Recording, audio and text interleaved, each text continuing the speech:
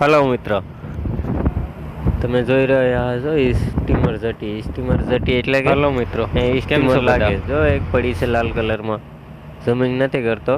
અને આપણે નીકળી ગયા છે ફિશિંગ. આ ફિશિંગ છે આપણી ત્રીજી. 2 ફિશિંગ કરીને આવ્યા છે. પહેલી ફિશિંગ થઈ હતી 9.5 લાખની, બીજી ફિશિંગ થઈ છે 8 લાખની અને આ ત્રીજી ફિશિંગ છે ઓખાથી ડાયરેક્ટ બોર્ડર. આપણે આમાં કંઈ હોલ બોલ નથી મૂકવાના, ડાયરેક્ટ બોર્ડર જવાના છે. તો આપણે આવી ગયા છે નાસ્તો કરવા. નાસ્તો કરવામાં છે ચા ને બિસ્કીટ.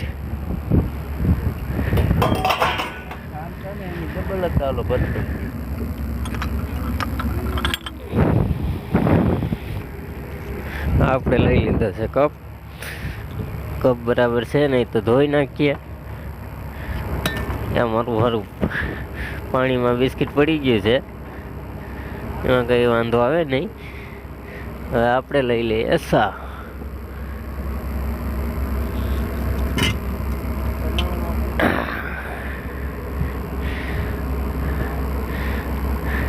ચા લઈ બિસ્કીટને નાસ્તો કરી લઈએ.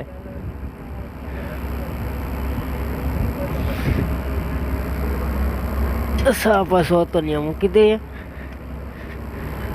ચા બિસ્કીટ નાસ્તો કરી લઈએ અને પછી પાછું છે કે નાસ્તો કરતા છે પકાશે એ ખાશું. આ તો ઉઠા છે હજી તો સૂર્યનારાયણની કિરણ નીકળી છે. देखो कैसे सन सूर्य उगते हैं, इसका सीन भी आप देख लो. તો આપણે મોટો ખાડો વટી ગયા છે. મોટો ખાડો વટીને સાઈડમાં 2 સ્ટીમર પડી છે અને એક ઢૂક છે. આપ જોઈ શકો છો કે જે આ પડી છે ને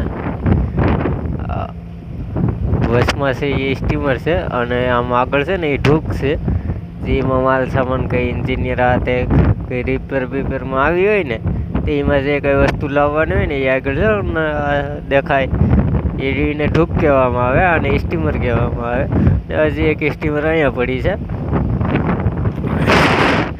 ને તમે એ જોઈ શકો છો. આપણે આવી ગયા છે કેબિન ઉપર. કેબિન ઉપર આવી ગયા છે અને કેબિન ઉપરથી શું કહેવાય કે આપણે હજી આ અવાજ આવે ને બોટનો ને એ ઓછો અવાજ આવે અને આપણો અવાજ થોડો ક્લીન આવે. તો તમે જોઈ રહ્યા છો કે આ જે દીવાદંડી છે ઓખાની, અને આ જે ઓખાનું શું કહેવાય કે બારું કહેવાય. બારું તપી ગયા છે. બારામાં આપણે બારું નીકળી ગયા છે. બારાની બારામાં નીકળી ગયા છે.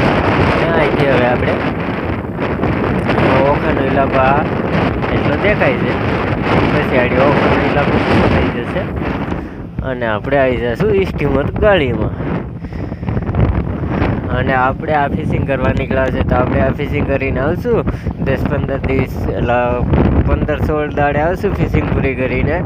તો 15-16 દિવસમાં ક્યાં માછલા મારા અને કેટલાની ફિશિંગ થાય છે એ બધી આપણે 15-16 દિવસ પછી આવશું ત્યારે વિડીયો અપલોડ કરશું. એમાં બધું નાખશું. હવે આપણે વિડીયો અપલોડ નહીં કરીએ કારણ કે 15 દિવસની ફિશિંગ હોય. 15 દિવસ સુધી તો શું કહે કે અમારે કંઈ નેટવર્ક હોય નહીં અને કાંઠામાં જો ક્યારેક ગયા હોય તો સાડા મોટું ટાવર આવતું હોય જખુ બાજુ કાંઠામાં જાય ને તો છે. અને અહીંથી બેટ દ્વારકા લાગે. દ્વારકા તો શું કહેવાય કે અમે ધંધો કરવા જતા હતી. અમે ડાયરેક્ટ અહીંથી બોર્ડરવે જઈએ છીએ. બોર્ડરવે જઈએ તો બોર્ડરવે તો કંઈ ટાવર બાવર આવે નહીં. ત્યાં લેવી આવે, ઇન્ડિયા અને પાકિસ્તાનની લેવી આવે અને લેવીની બીક લાગે છે.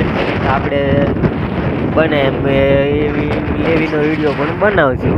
પાકિસ્તાનની હોય કે ઇન્ડિયાની હોય ગમે એ લેવી હોય, લેવીનો પણ વિડીયો બનાવીને અપલોડ કરશું જ્યારે લેવી જોવા મળશે ત્યારે. કારણ કે 2 ટીપમાં તો અમને લેવી જોવા નથી મળી. ગઈ ટીપે લેવી જોવા મળી હતી પણ શું કહેવાય કે અમે કામમાં હતા. તો કામમાં હોય તો અમારાથી વિડીયો તો બને નહીં.